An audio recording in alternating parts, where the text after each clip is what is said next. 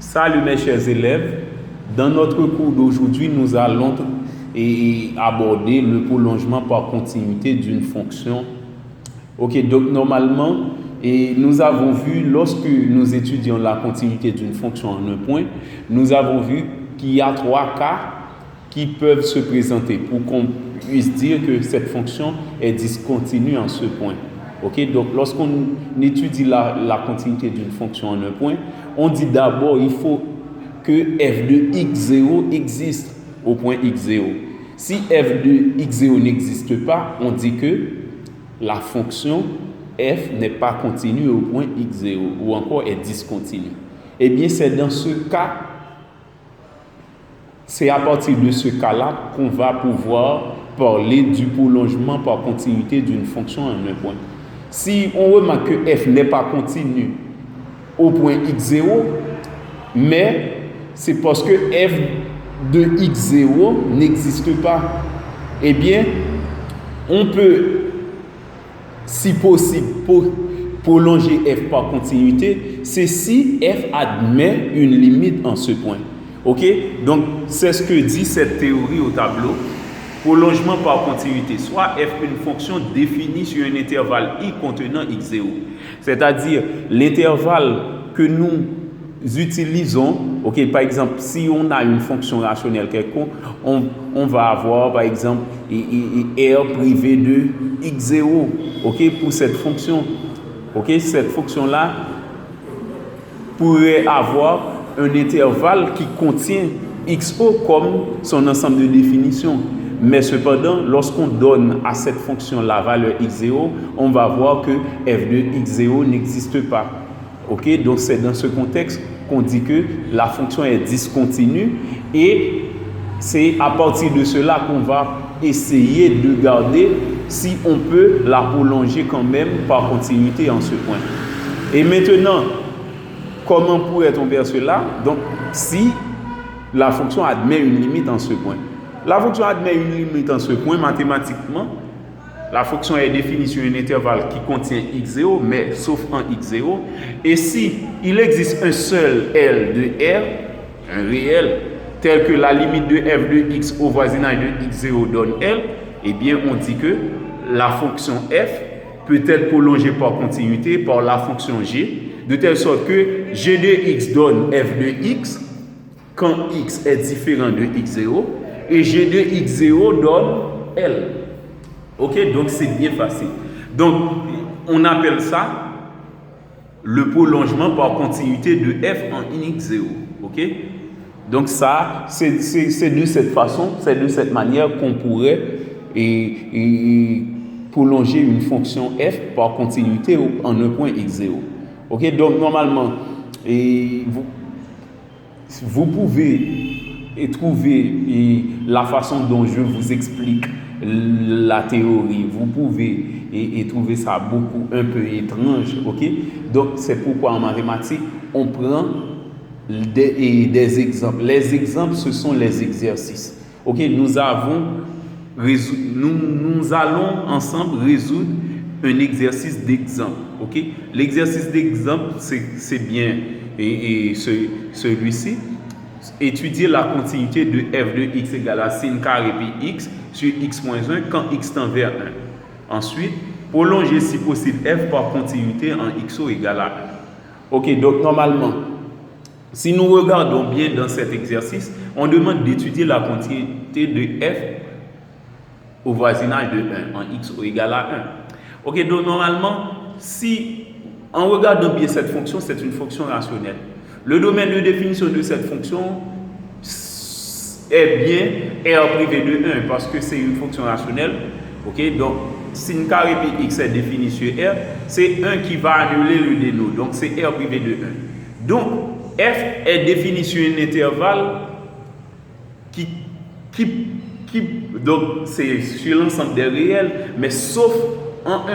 Ok, c'est pour tout l'ensemble des réels sauf en 1.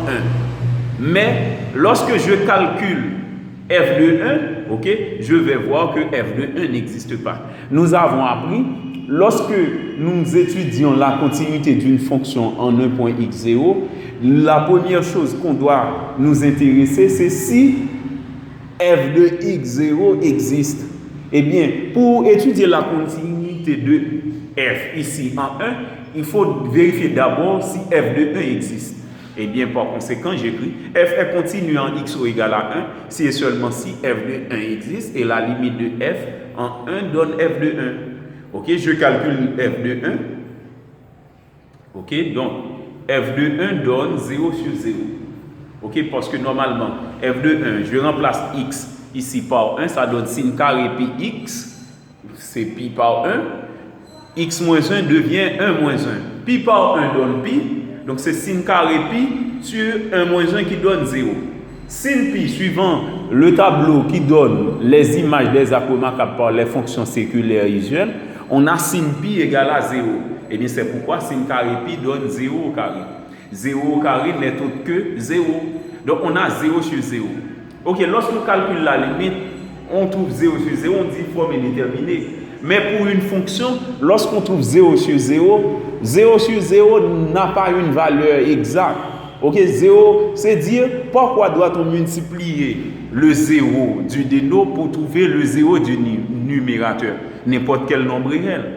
Donc f de 1 donne tous les réels comme résultat. Or, dans une fonction, lorsque je calcule, donc lorsque je prends un antécédent dans une fonction, l'antécédent doit avoir au plus une image.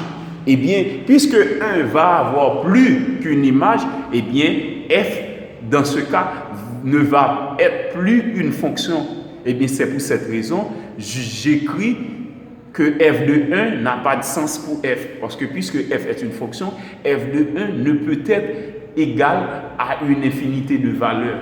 Ok, donc par conséquent, f de 1 n'existe pas et par conséquent, la fonction f n'est pas continue en xo égale à 1. Ok, donc j'ai failli mettre 0, c'est de préférence en xo égale à 1. F n'est pas continue en xo égale à 1. Ok, maintenant, puisque f n'est pas continue en xo égale à 1, suivant la théorie, maintenant on peut dire que f peut être prolongé par continuité en ce point, c'est si elle admet une limite en ce point. Ok? Eh bien, voilà, j'écris prolongeant alors, si possible, f par continuité en xo égale à 1.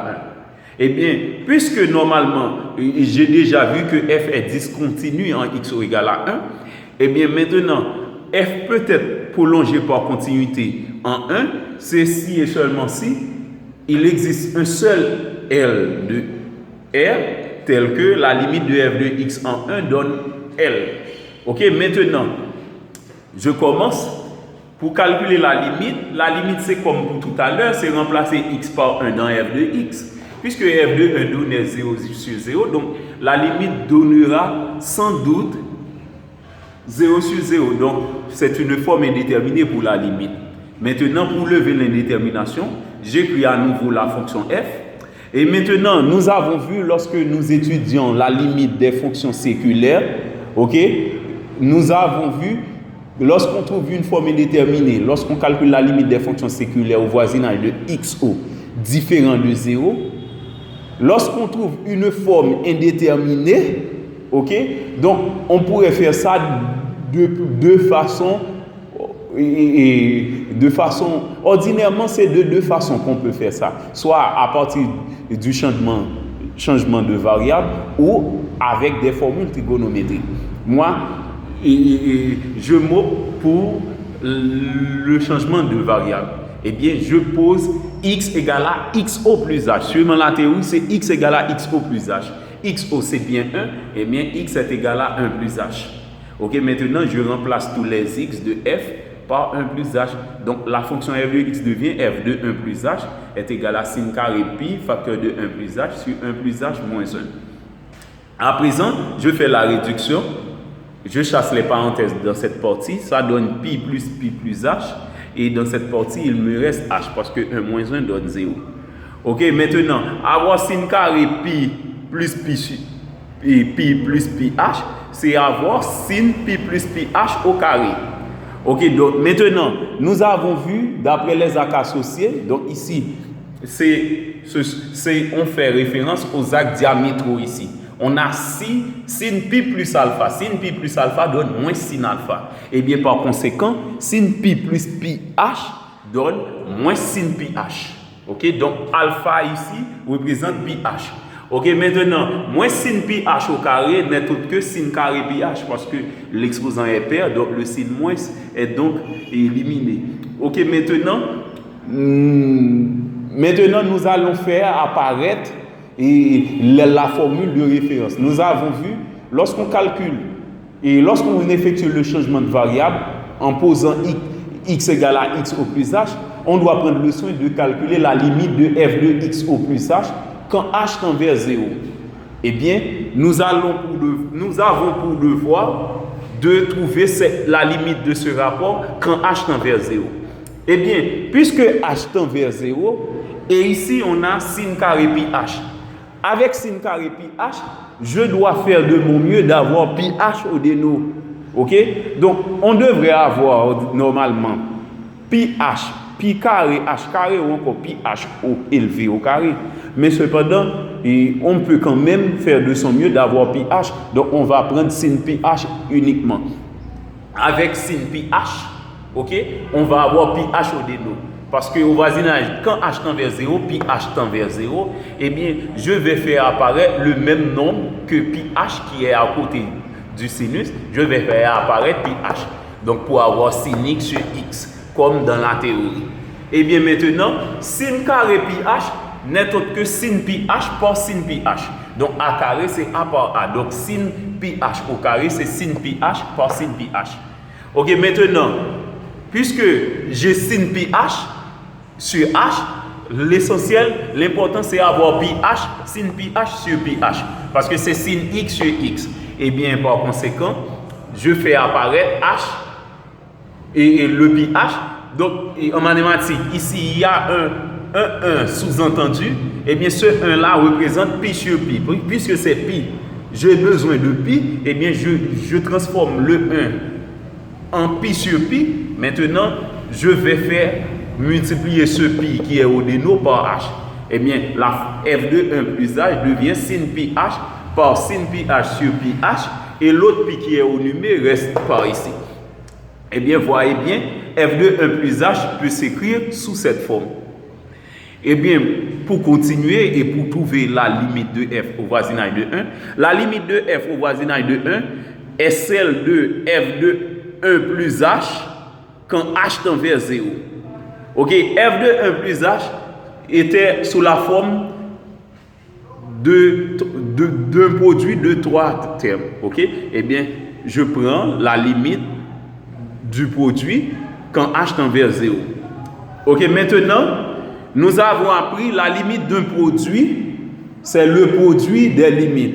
Et bien, par conséquent, je prends la limite de sin pi h quand h tend vers 0, la limite de ce rapport quand h tend vers 0, puis la limite de pi quand h tend vers 0. Ok, donc, cette limite-là n'est pas une limite de référence. On va prendre le soin de remplacer h par sa valeur. Cette limite est une limite de référence. Quand h tend vers 0, cette limite donne 1. Ok? Et cette limite, la limite d'une constante, est égale à cette constante. Donc, cette partie-là, on n'a aucun calcul à effectuer dans cette partie. Ok? Donc, suivant les principes mathématiques, eh bien, nous allons boucler l'exercice avec l'exercice, et bien avec le calcul de la limite de f au voisinage de 1, et bien je remplace h par 0, ça donne sin pi par 0, par 1 qui est la limite de sin pi h sur pi h au voisinage de 0 qui donne 1, c'est une limite de référence, et la limite de pi au voisinage de 0 qui donne pi. Sin pi par 0 donne 0, c'est sin 0, 1 par pi c'est pi.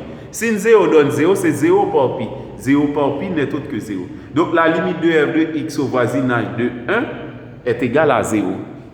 Eh bien, puisque f admet une limite en 1, eh bien, je peux dire que la fonction g telle que g de x est égale à la valeur de f de x si x est différent de xo c'est 1.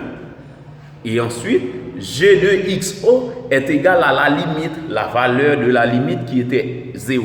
Puisque la limite L ici représente 0, et bien je pose g de 1 égale à 0. Donc ainsi, on a prolongé f par continuité en xo égale à 1. Ok, donc la fonction g que nous trouvons par ici est donc appelée prolongement par continuité, est donc appelé le prolongement par continuité de f en xo égale à 1. Ok?